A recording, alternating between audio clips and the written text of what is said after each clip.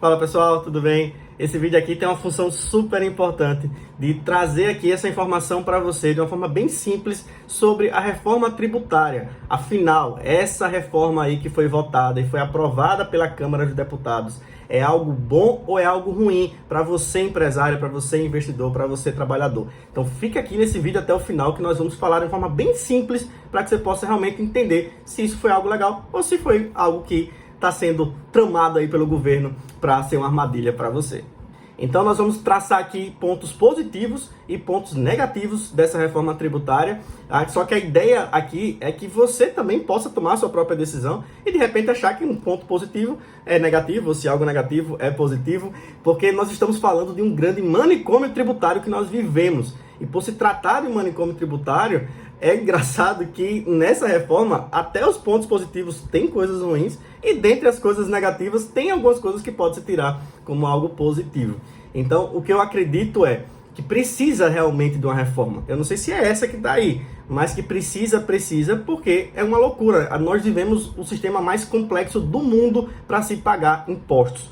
Inclusive, esse vai ser um dos pontos negativos que nós vamos falar. Mas antes de iniciar com pontos positivos e pontos negativos, é muito importante que você que está na expectativa de essa reforma tributária vai reduzir a carga tributária, vai ficar tudo mais barato para mim, pode tirar seu cavalinho da chuva. A ideia dessa reforma não é redução de gasto. Não tem nada no texto que fale sobre redução de gasto. Muito pelo contrário, a tendência pode ser até um aumento na carga. Então quer dizer que vai ser uma porcaria, não quero nem saber sobre se isso é bom ou se isso é ruim. Não, a parte positiva dessa reforma é que se pretende simplificar o sistema, que é muito complexo, e tornar mais transparente. E isso sim é algo muito legal. E aí, ao meu ver, uma reforma tributária tem que ser focada em redução de gastos também, que é isso que vai fazer com que pese menos no bolso do brasileiro, principalmente o que ganha menos, né, quando os impostos eles são mais baratos. Mas a ideia aqui não é essa. Então, basicamente, é como se fosse uma grande empresa que tivesse um orçamento de R$1 milhão. E esse empresário ele não quer reduzir esses gastos, ele quer continuar a gastar R$1 milhão. Nesses R$1 milhão, ele tem 10 fontes de renda diferentes. E uma dessas fontes de renda é maior do que as outras. A ideia da reforma é balancear essa renda nas outras fontes. Então, mas não tem nenhum objetivo de reduzir, por exemplo, o gasto. Então, basicamente, é isso que está sendo proposto na reforma tributária. É focado apenas no como e não no quanto. Mas sem mais enrolação, vamos logo pelos pontos positivos dessa reforma tributária. O primeiro é justamente a simplificação. Vivemos aqui esse grande manicômio tributário, não só tributário, né, político, judiciário, mas o tributário é uma loucura, é um sistema muito complexo. Então, o fato de estar pensando em simplificar e tornar mais transparente é um grande ponto positivo que é praticado pelos principais países, os países mais produtivos do mundo. Aqui a loucura é tão grande e o sistema é tão complexo que se, por exemplo, você estiver vendendo um cavalo puro sangue, você paga imposto.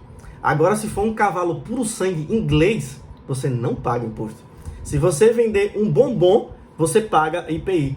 Se você vender um wafer, você não paga IPI. Então, é uma loucura total. Ou seja, com impostos mais simples, fica muito mais fácil e você traz a população para perto de você, porque você entende o que você está pagando, né? Você não se sente injustiçado.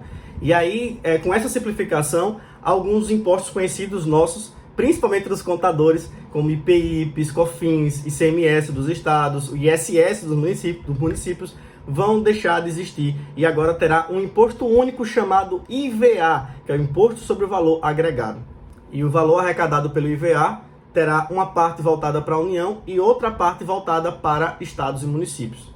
E fora o IVA também vai ter agora um imposto seletivo, que está sendo chamado aí de imposto do pecado, que ele vai incidir sobre produtos como cigarro, como bebida, enfim, produtos que fazem mal à saúde. E esse dinheiro arrecadado vai servir para financiar a Zona Franca de Manaus, que continua com todos os seus incentivos. Um segundo ponto positivo é a isenção dos itens da cesta básica. Só que há um grande problema nesse ponto positivo aí, que o texto é muito vago, não cita quais são os produtos que vão estar dentro da cesta básica. Então, mas em tese, né, é algo interessante porque vai fazer com que esses produtos básicos para a vida das pessoas elas se tornem mais baratos, já que não vai ter os impostos incidindo. E aí, em relação a esses itens da cesta básica, eu acho que cabe uma reflexão justamente sobre como o imposto ele onera a vida do cidadão. E o governo ele sabe disso. E é por isso que é uma função nossa, meros cidadãos, contribuintes, pagadores de imposto, exigir eficiência no uso do recurso público. Porque não existe nada de graça. Então, quanto mais gasto um governo faz, isso vai tirar o pão da mesa do trabalhador. Mas enfim, vamos lá para o terceiro ponto positivo dessa reforma, que seria o cashback para pessoas de baixa renda. Então, as pessoas de baixa renda receberiam de volta os impostos que elas pagaram sobre alguns produtos. Só que qual é o problema novamente? Não foi detalhado isso no texto, é tudo muito vago, assim como a questão dos itens da cesta básica. Um quarto ponto positivo dessa reforma é a cobrança dos impostos agora no destino e não mais na origem. Porque nós temos um sistema cumulativo que faz com que o produto fique cada vez mais caro. Então, se ele for cobrado apenas na origem, vai fazer com que esse produto ele fique mais barato e ele seja beneficiado para o consumidor final. Ele seja onerado lá no consumidor final e não no produtor. Visto os pontos positivos, vamos agora focar nos pontos negativos. Bem, primeiramente, já citei até dentro dos pontos positivos, que o texto é muito vago e esse texto não cita alíquotas. Isso é muito sério, porque sem saber as alíquotas, a gente não sabe se algo é bom ou se é ruim, né? Então, se fala sobre imposto X, imposto Y, mas não se diz qual valor que vai ser cobrado. Então, só o fato de não ter a alíquota, isso faz com que seja uma grande interrogação aí nesse texto da reforma tributária, o que causa muita estranheza de como ele foi aprovado tão rápido assim. Então, um segundo ponto negativo seria a taxação dos dividendos, que essa já é um tema que vem sendo falado e discutido até na época do Paulo Guedes, que tem até uma visão mais liberal, mas ele focava ali em taxar dividendos. Para mim, isso é muito negativo, porque nós vivemos já num sistema onde a empresa ela é bitributada. Se for taxada os dividendos, ela vai ser tritributada, o que só torna o ambiente de negócios, que já é péssimo no Brasil, pior. A empresa ela paga imposto no faturamento, ela paga imposto antes de oferir o lucro e ela iria pagar também na distribuição de dividendos. Então, isso não é algo legal no sistema que vivemos hoje, porque você pode falar, nos Estados Unidos é taxado os dividendos, mas o sistema lá é muito mais avançado do que o nosso, não dá para comparar. E aí também cabe aquela mesma análise que eu falei no início. A ideia dessa reforma tributária é balancear as fontes de renda do governo. E aí o terceiro ponto negativo para mim é o pior de todos, que é relacionado ao IPTU. O prefeito ele vai poder, através de um decreto, mudar a alíquota do IPTU. Isso aí é uma insanidade total. Porque você imagina os prefeitos Seu Zé de Cabrobó com as contas pelo pescoço e aí não consegue pagar, o seu orçamento totalmente desequilibrado, ele podendo, através de um decreto, simplesmente chegar lá, assinar um decreto, aumentar a IPTU. Imagine o quanto que isso vai afetar na vida do cidadão. E principalmente, se o prefeito tiver essa liberdade de, através de um decreto, mexer na alíquota do IPTU, você exclui completamente o legislativo. Porque o legislativo serve justamente para ser um balizador do executivo. Então, se você abre esse espaço, é muito estranho, inclusive, que esse texto esteja aí nessa reforma tributária. Dá esse poder todo para o prefeito. Principalmente falando de municípios que são completamente desequilibrados do ponto de vista orçamentário. O quarto ponto negativo, que eu já adiantei aqui, é que essa reforma tributária não fala sobre redução de gastos. Fala apenas sobre simplificação e sobre transparência. Outro ponto negativo também é que, enquanto o governo anterior falava em mais Brasil e menos Brasília, essa reforma tributária fica muito claro que a ideia é totalmente o contrário. É mais Brasília e menos Brasil. Então, concentrando cada vez mais o poder na União. E relacionado a isso, existe um outro ponto negativo, porque nós não vivemos um sistema político estável. Então, você pensa, por exemplo, foi aprovado o teto de gastos, que foi um grande avanço, inclusive, nas contas públicas, esse teto de gastos. Então, entra o Luiz e já revoga tudo. Então, assim, não existe segurança jurídica. não existe uma certeza de que as decisões que estão sendo tomadas hoje, elas vão seguir no futuro. Então daqui a 4 anos tudo pode mudar.